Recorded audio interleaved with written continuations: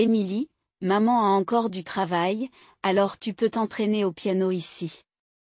C'est ce que Jennifer Wilson dit gentiment à sa fille en entrant son dernier dossier médical dans le service pédiatrique de l'hôpital général du Massachusetts. À côté de la salle d'examen se trouvait une petite salle de repos équipée d'un piano numérique, un cadeau de l'hôpital.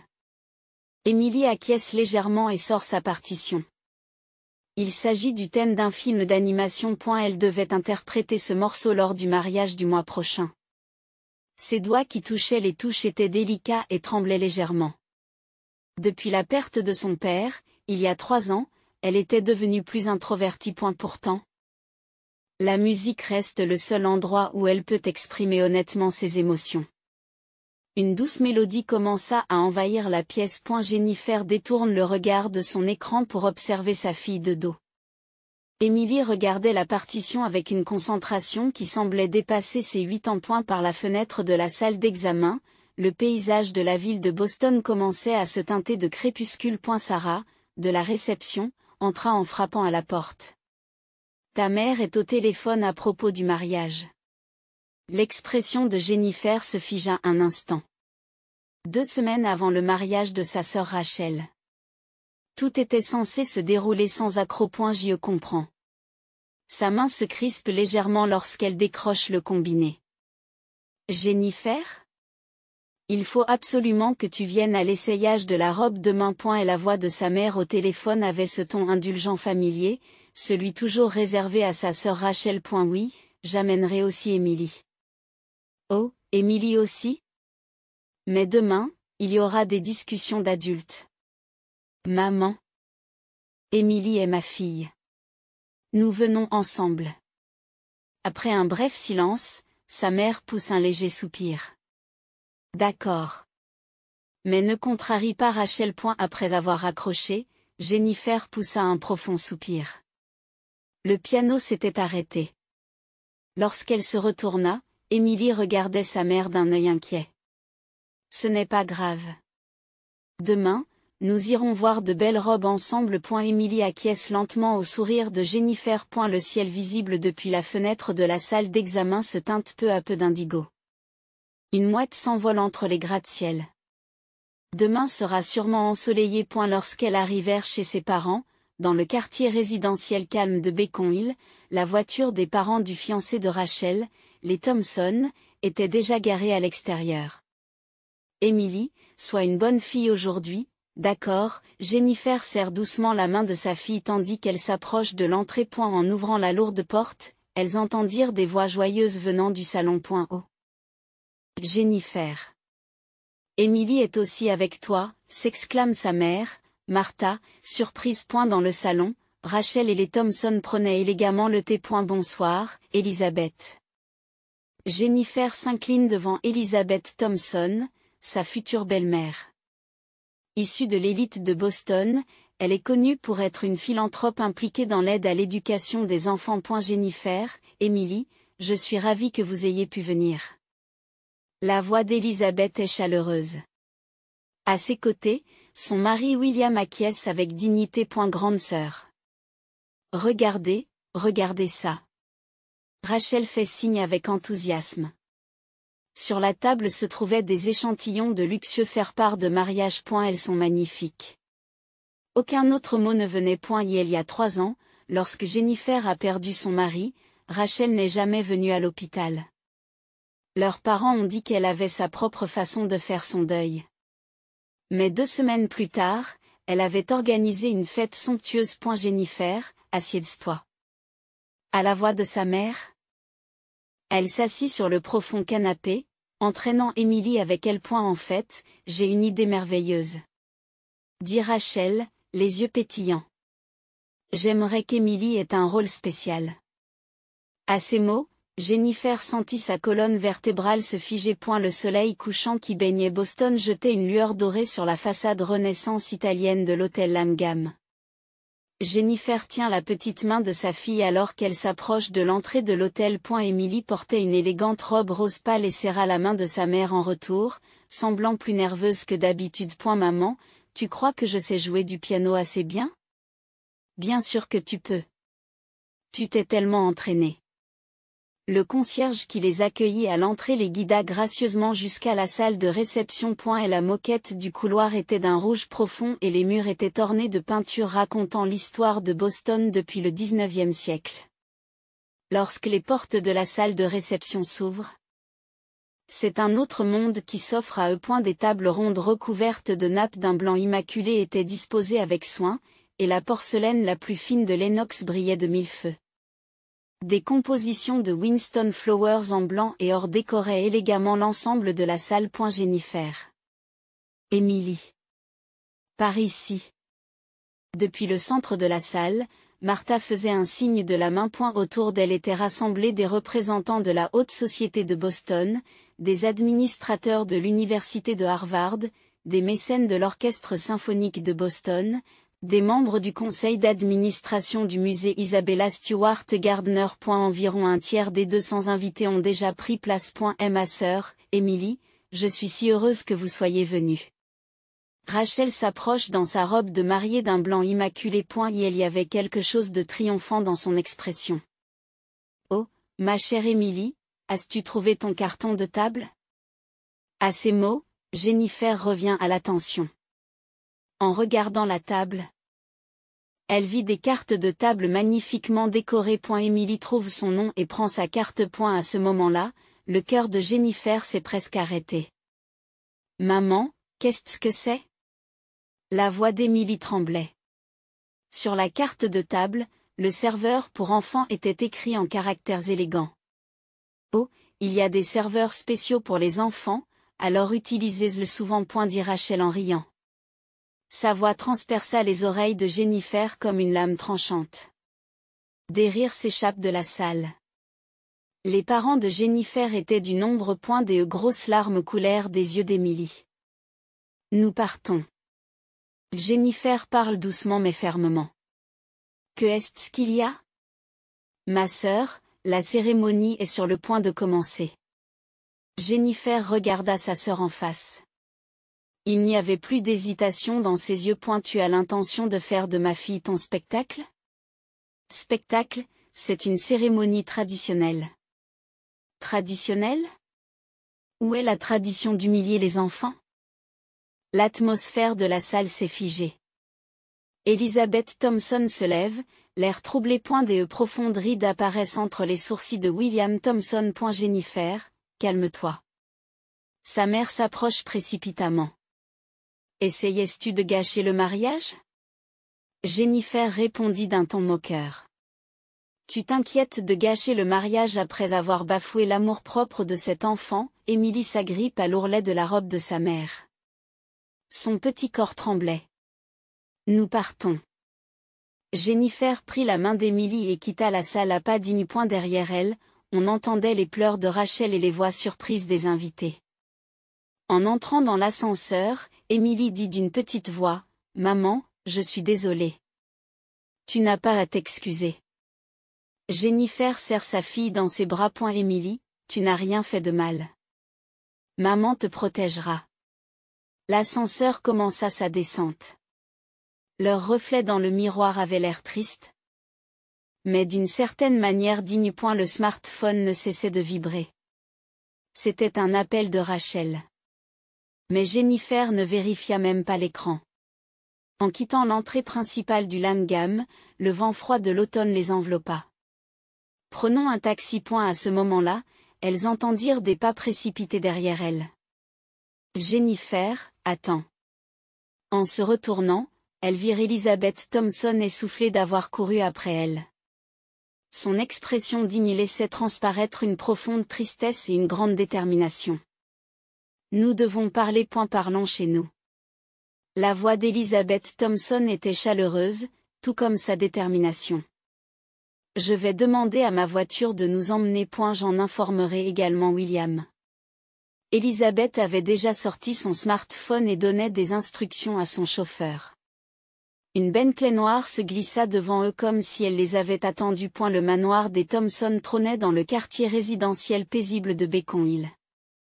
Lorsque la voiture franchit les portes, le jardin méticuleusement entretenu projeta des ombres profondes dans le crépuscule. Emily, repose-toi un peu, s'il te plaît. Élisabeth donna des instructions à James le majordome et demanda à Emily de se rendre dans la bibliothèque située à côté du salon. Les épaules de la jeune fille sont toujours tendues. Élisabeth invite Jennifer à entrer dans le majestueux salon. Au-dessus de la cheminée sont accrochés les portraits des générations de Thompson. Tout d'abord, je tiens à vous présenter mes sincères excuses. Les actes de Rachel sont absolument impardonnables. Au nom de la famille Thompson. À ce moment-là, des pas précipités résonnent à l'entrée. Rachel s'est précipitée depuis le lieu de la cérémonie. Sa robe de mariée d'un blanc pur était ébouriffée et son maquillage parfait était maculé de larmes. S'il vous plaît, revenez. Ne gâche pas le mariage. Et la voix d'Élisabeth retentit vivement. Comprenez-vous ce que signifient vos actes? Mais ce n'est qu'une tradition. L'expression d'Élisabeth se durcit. La tradition de la famille Thompson est de protéger la dignité des gens. Surtout celle des enfants. Le visage de Rachel pâlit. J'ai. À ce moment-là, William Thompson entre discrètement dans le salon. Rachel, assieds-toi. Au son de sa voix autoritaire, Rachel s'assit sur une chaise, les mains tremblantes. William regarda Jennifer d'un air sérieux. Les événements d'aujourd'hui sont une honte pour la famille Thompson. En particulier, le traitement réservé à Emily est absolument impardonnable. Votre action courageuse nous a rappelé quelque chose d'important. La protection de la dignité des enfants est la véritable tradition. Soudain, une musique de piano se fait entendre dans la bibliothèque. Emily jouait le morceau qu'elle devait interpréter au mariage. La mélodie qui chantait l'espoir et la renaissance résonnait tranquillement dans le manoir. De nouvelles larmes coulèrent des yeux de Rachel. Cette fois, ce sont des larmes de remords. Sa sœur. Emily. Je suis vraiment désolée. Rachel s'agenouilla et inclina profondément la tête. Ce que j'essayais de faire. Je n'ai jamais pris en compte les sentiments d'un enfant. La musique du piano résonnait d'une émotion plus profonde. Élisabeth a parlé à voix basse. Voulez-vous nous donner une autre chance? Nous allons réorganiser la cérémonie à partir de zéro, en faisant passer les sentiments d'Emily en premier. Mais les invités sont tous prêts. Je me chargerai de leur expliquer. Dit William d'une voix résolue.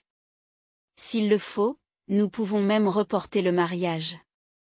Ce qui est important, c'est de préserver les liens familiaux. Jennifer poussa un profond soupir.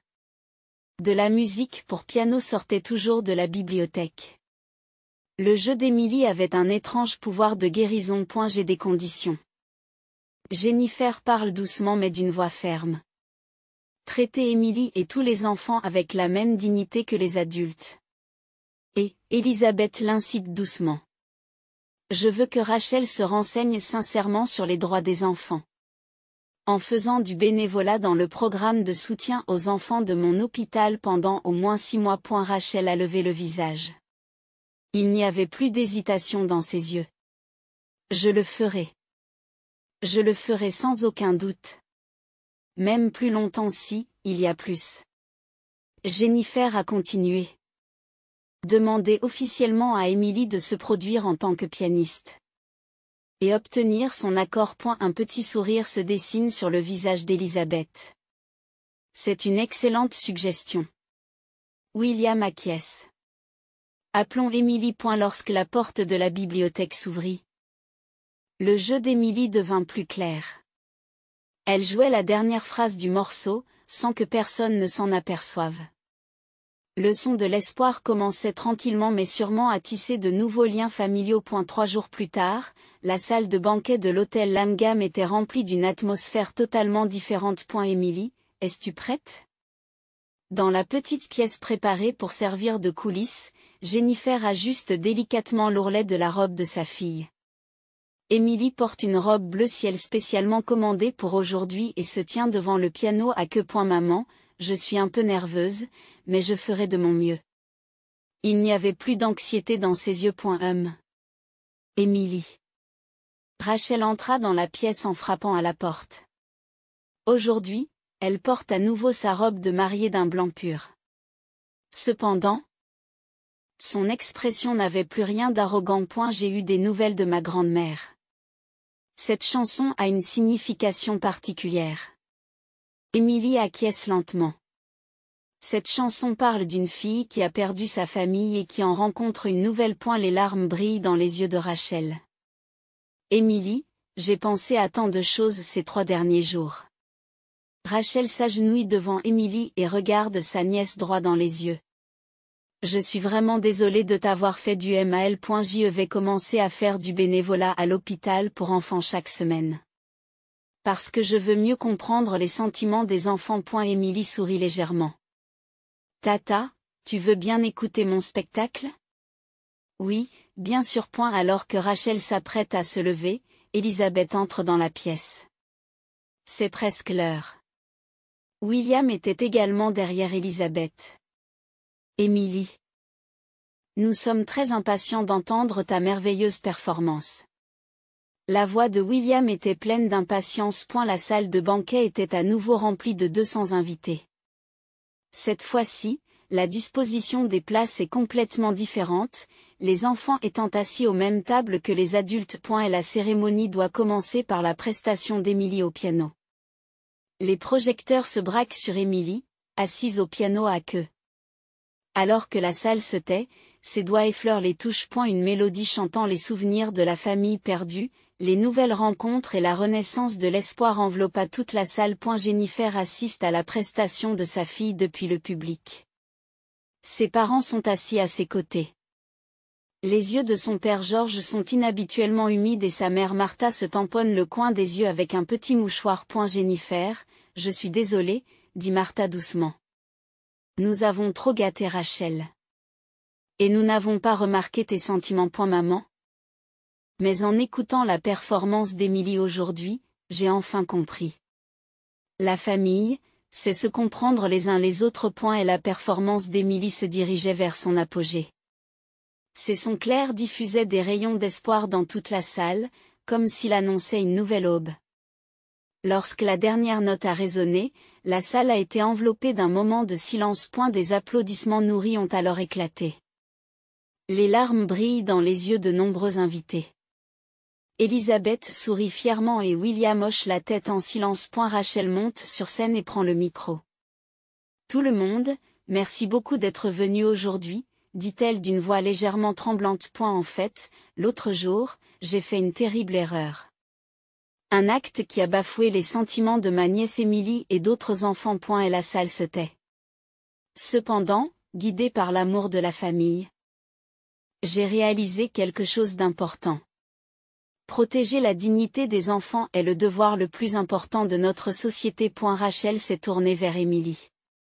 Émilie, merci pour ta merveilleuse performance.